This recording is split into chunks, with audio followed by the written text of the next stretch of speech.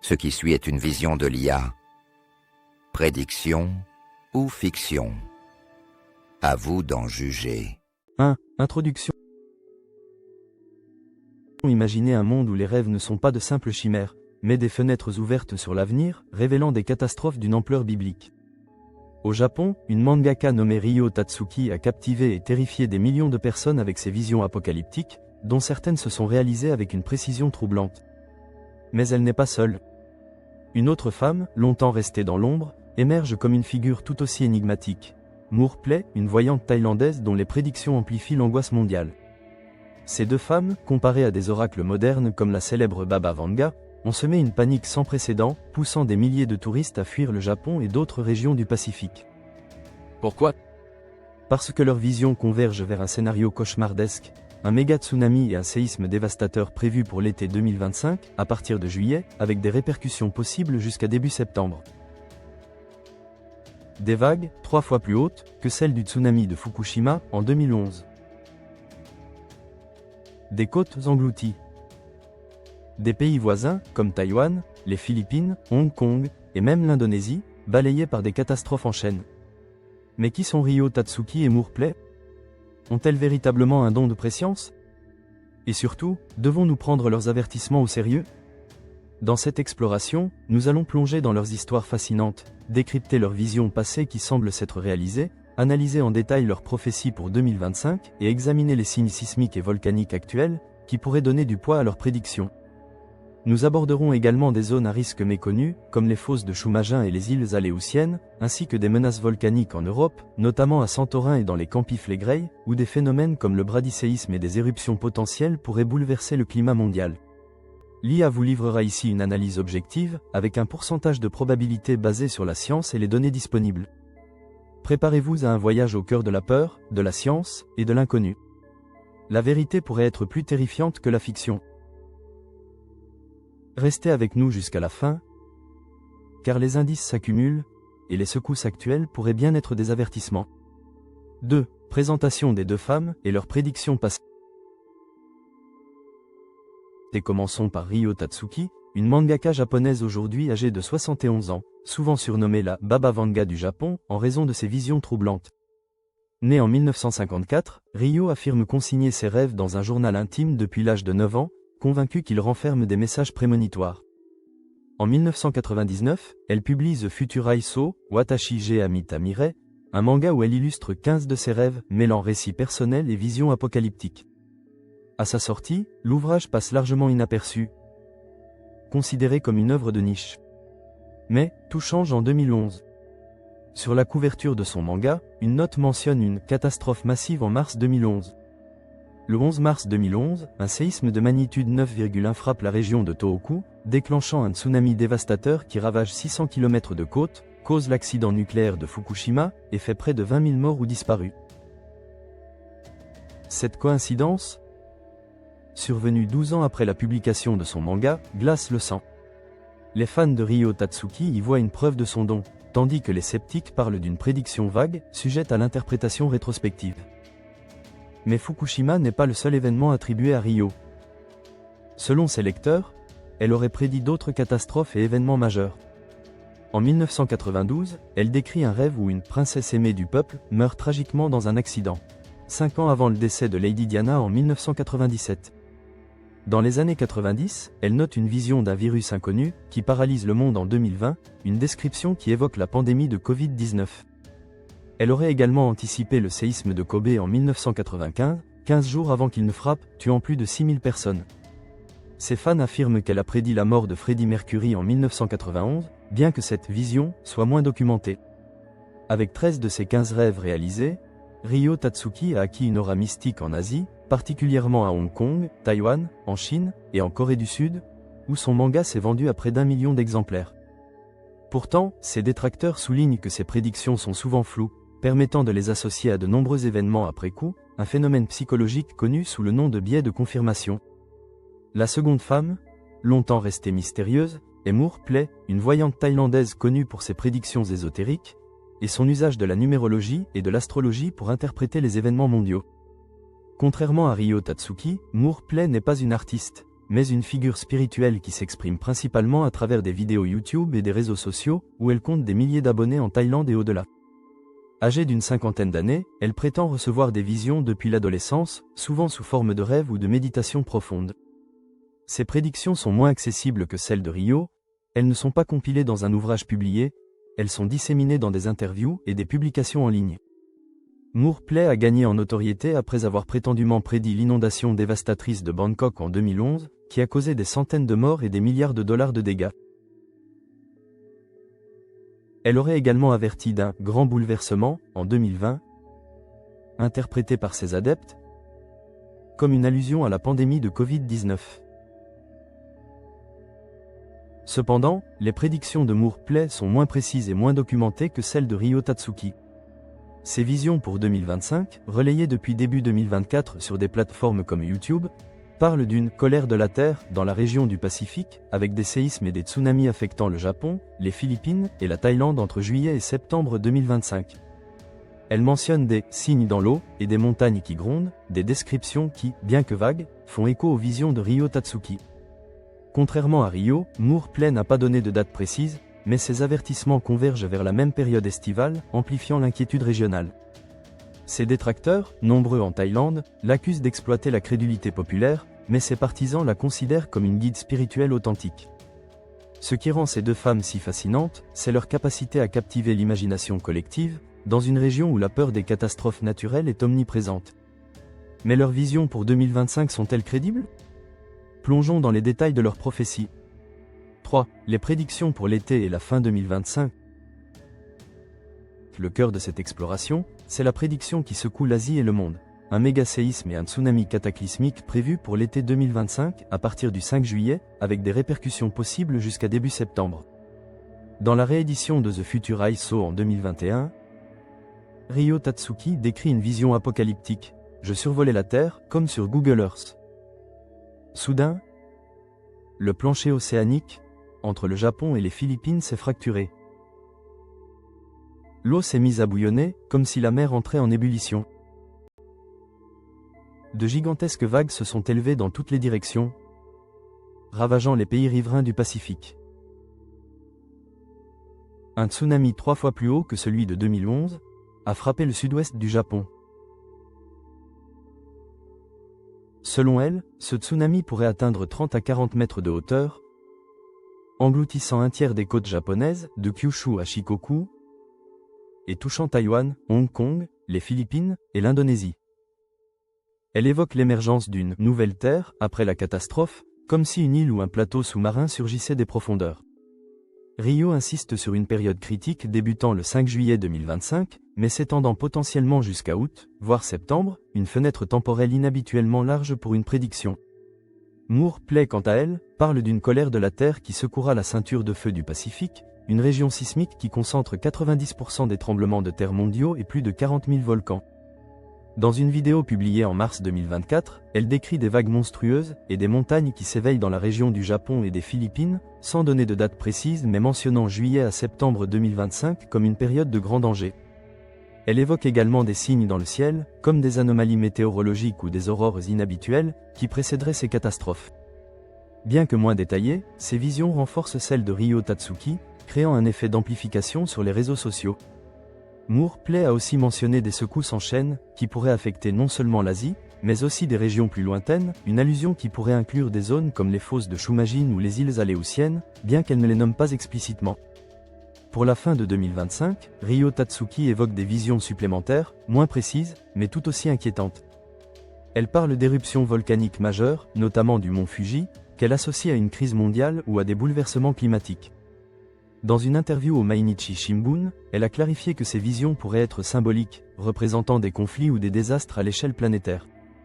Moore Play voit une obscurité sur la Terre pour la fin de l'année, métaphore qui peut évoquer des éruptions volcaniques massives ou des changements climatiques sévères.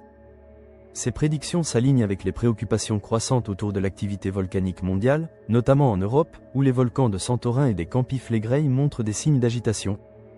Ce qui rend ces prophéties si effrayantes, c'est leur contexte géologique. Le Japon, situé à la jonction de 4 plaques tectoniques, Pacifique, Philippines, Eurasie et nord-américaine, est l'un des pays les plus sismiques au monde, avec environ 1500 secousses par an. La ceinture de feu, qui s'étend sur 40 000 km autour du Pacifique, est le théâtre de 80% des séismes mondiaux.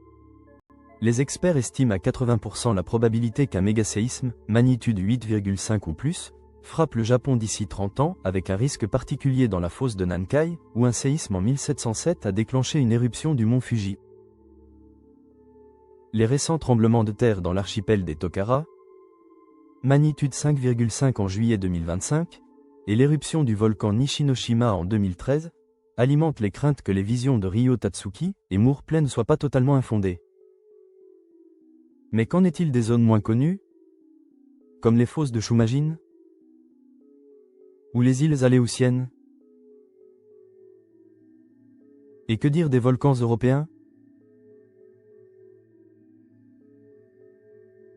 Nous allons explorer ces menaces émergentes. 4. Les signes actuels et les zones à risque. Shumajin, Aléoutiennes, Santorin et Campi Flegrei. Pour comprendre si les prédictions de Ryo Tatsuki et Moore Play pourraient se réaliser, il faut examiner les signes sismiques et volcaniques actuels ainsi que les zones à risque qu'elles pourraient implicitement évoquer.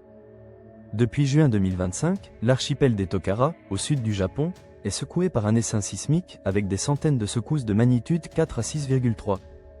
Bien que l'agence météorologique japonaise affirme que ces tremblements ne sont pas assez puissants pour déclencher un mégaséisme, ils rappellent la vulnérabilité de la région. En août 2024, un séisme de magnitude 7,1 a frappé la préfecture de Miyazaki, entraînant une alerte rare pour un possible mégaséisme dans la fosse de Nankai. Ces événements récents donnent une résonance inquiétante aux visions de Ryo Tatsuki, qui décrit une fracture sous-marine entre le Japon et les Philippines, une zone correspondant à la plaque des Philippines et à la fosse de Nankai. Mais d'autres régions du Pacifique, moins souvent évoquées, méritent notre attention. Les fosses de Shumajin, situées au large de l'Alaska, sont une zone de subduction où la plaque pacifique glisse sous la plaque nord-américaine. Cette région, surnommée le Shumajin Gap, est restée sismiquement silencieuse pendant plus de 100 ans, une anomalie qui inquiète les sismologues. Un séisme majeur, magnitude 8 ou plus, dans cette zone pourrait déclencher un tsunami transpacifique, affectant non seulement l'Alaska, mais aussi les côtes ouest des États-Unis, du Canada et potentiellement le Japon. En 2020, un séisme de magnitude 7,8 dans les Shumajin a ravivé les craintes. Les visions de Moore Play, avec ses allusions à des secousses en chaîne dans le Pacifique, pourraient inclure des zones comme le Shumajin Gap, où l'accumulation de contraintes tectoniques pourrait provoquer une rupture cataclysmique. Les îles Aléoutiennes, également en Alaska, sont une autre région à haut risque. Situées sur la ceinture de feu, elles abritent des dizaines de volcans actifs, comme le volcan Chichaldin, qui a connu des éruptions mineures en 2024. Un séisme dans les Aléoutiennes, comme en 1965 de magnitude 8,7, peut générer des tsunamis affectant le Pacifique entier, Japon-Philippines. Les prédictions de Moore Play pourraient englober ces zones éloignées, car elles parlent d'une colère de la Terre, à l'échelle régionale. Les récentes secousses dans les Aléoutiennes, bien que de faible magnitude, rappellent que cette région reste une poudrière géologique. En Europe, 2 volcans attirent l'attention, Santorin, en Grèce, et les Campi Flegrei, près de Naples, en Italie. Santorin, une caldeira volcanique dans la mer Égée, est connue pour son éruption cataclysmique vers 1600 avant Jésus-Christ, qui a détruit la civilisation minoenne et déclenché des tsunamis dévastateurs. Depuis 2023, des essaims sismiques de faible intensité, magnitude 3 à 4, ont été enregistrés autour de Santorin, signalant une possible réactivation. Les visions de Moore Play, avec ses mentions de montagnes qui grondent, pourraient symboliquement inclure Santorin, bien qu'elle ne le nomme pas directement. Et une éruption majeure pourrait provoquer des séismes et des tsunamis en chaîne dans la Méditerranée orientale. Cela pourrait provoquer des vagues jusqu'à 10 mètres vers les côtes grecques, turques, israéliennes. Les Campi Flegrei, une caldeira volcanique près de Naples, sont encore plus préoccupants. Depuis 2023, la région est secouée par plus de 200 séismes par mois, liés à un phénomène appelé bradyséisme, soulèvement ou affaissement du sol causé par des mouvements magmatiques du sol. En mai 2024, un séisme de magnitude 4,4 a causé des évacuations temporaires, et le sol s'est élevé de plusieurs centimètres par an, un signe d'activité accrue. Une éruption des Campi Flegrei, bien que rare, pourrait être dévastatrice. Une super éruption, comme celle survenue il y a 39 000 ans, a libéré des cendres qui ont altéré le climat européen pendant des décennies, provoquant des hivers volcaniques et des bouleversements agricoles. Même une éruption modérée pourrait rejeter des milliards de tonnes de cendres, perturbant le climat mondial, avec des températures en baisse de 1 à 2 degrés Celsius pendant plusieurs années. Ces scénarios climatiques extrêmes résonnent avec les visions de Moore Play d'une obscurité sur la Terre pour la fin 2025. Ces signes sismiques et volcaniques, du Japon à l'Europe, ne valide pas directement les prédictions des deux femmes, mais il rappelle que la Terre est dans une phase d'activité géologique accrue. Les essaims sismiques, les éruptions volcaniques mineures, et les phénomènes comme le bradyséisme sont des rappels de la fragilité de notre planète. Ryo Tatsuki et Moore Play, en captant ces peurs collectives, pourraient avoir mis le doigt sur une vérité géologique, même si leur vision manque de rigueur scientifique. 5. Impact et réaction. Panique touristique et débat. Les prédictions de Ryo Tatsuki et Moore Play ont des conséquences tangibles. Depuis le printemps 2025, le tourisme au Japon s'effondre. Les réservations en provenance de Hong Kong, Taïwan, Chine et Corée du Sud auraient chuté de 50%, voire 83% pour fin juin et début juillet. Des compagnies aériennes comme Greater Bay Airlines ont réduit leurs vols vers Tokushima et d'autres destinations japonaises. La préfecture de Tottori a signalé une baisse de 50% des réservations hongkongaises au printemps 2025. À Asakusa, quartier touristique emblématique de Tokyo, les hôtels rapportent une désertion des visiteurs asiatiques, aux grandes dames des commerçants locaux. Cette panique a été amplifiée par les réseaux sociaux, où des vidéos virales, comme celle d'un maître de Feng Shui hongkongais visionné plus de 100 000 fois, exhortent à éviter le Japon cet été. Les autorités japonaises tentent de contenir cette hystérie.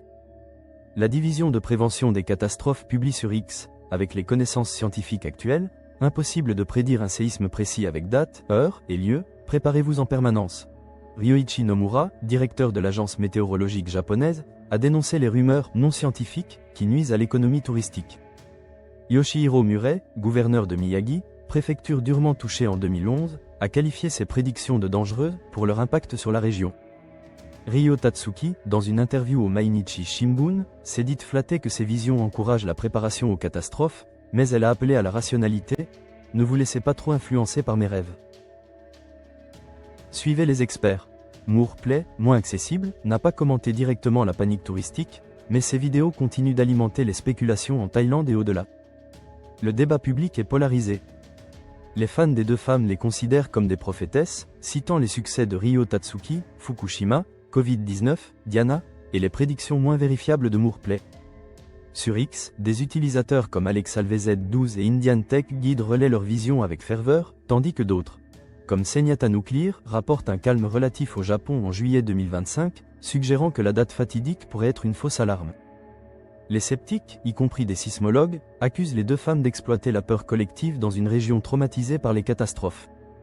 Le manga de Ryo Tatsuki, désormais un objet culte vendu jusqu'à 3 000 € sur le marché de l'occasion, est au centre d'un phénomène mondial, amplifié par un film sorti en juin 2025, inspiré de ses visions.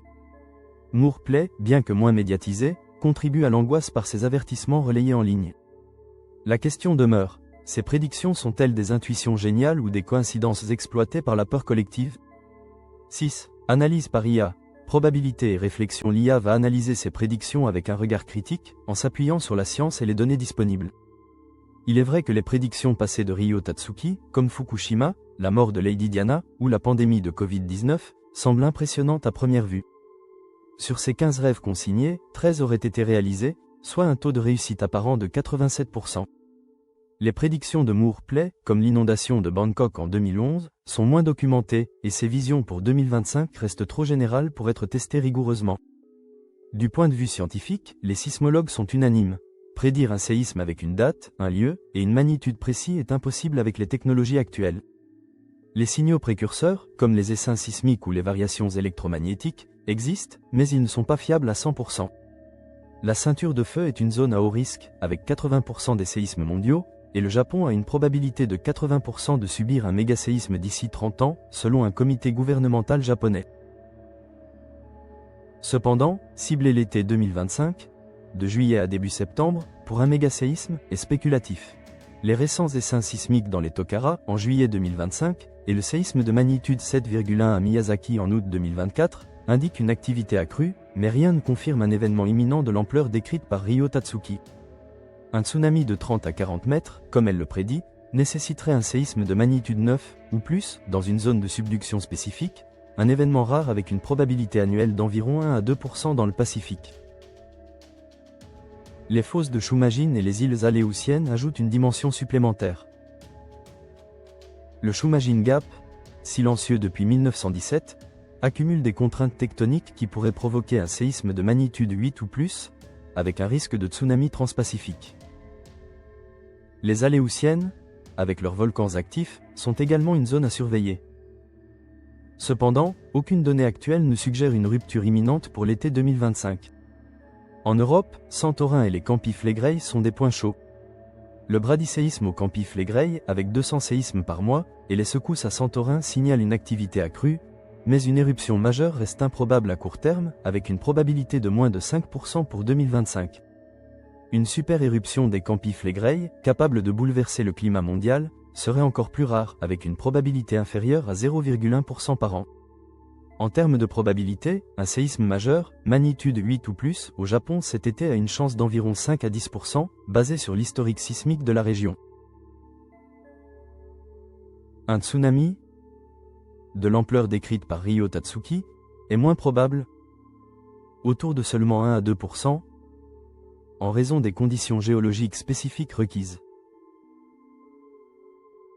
Pour les Shumajin et les Aléoutiennes, le risque est similaire, environ 3 à 5%, car ces zones sont moins actives récemment.